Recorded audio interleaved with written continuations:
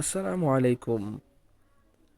আপনারা কি ফেসবুকে পোস্ট করার পর অটো স্টোরি চলে যায়? সেটা কি আপনারা বন্ধ করতে চান? তাহলে আমার ভিডিওটি আপনারা ফলো করুন। প্রথমে আপনারা চলে যাবেন ফেসবুকে। সেখানে যাওয়ার পর আপনারা চলে যাবেন সেটিংসে। এরপর সেটিংস অ্যান্ড প্রাইভেসি। এরপর পুনরায় আবার চলে যাবেন সেটিংসে।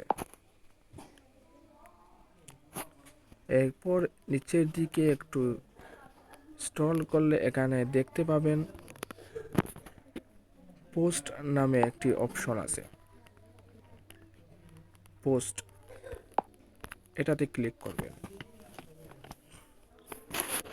এরপর দেখতে পাবেন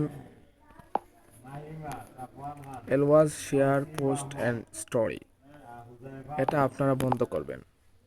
এটা যদি চালু থাকে তাহলে ফেসবুকে পোস্ট বা রিলস আপলোড দেওয়ার পর অটোমেটিকলি স্টোরিতে চলে যাবে। আপনারা এটা বন্ধ করবেন।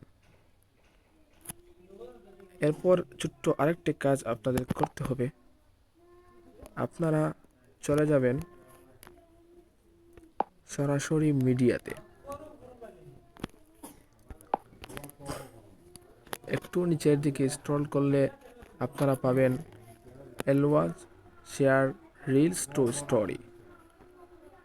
রিলস ছাড়ার পরে এটা স্টোরি চলে যায়, সেখান থেকে আপনারা সেটাও অফ করে দিবেন। শেষ, এখানেই কাজ শেষ।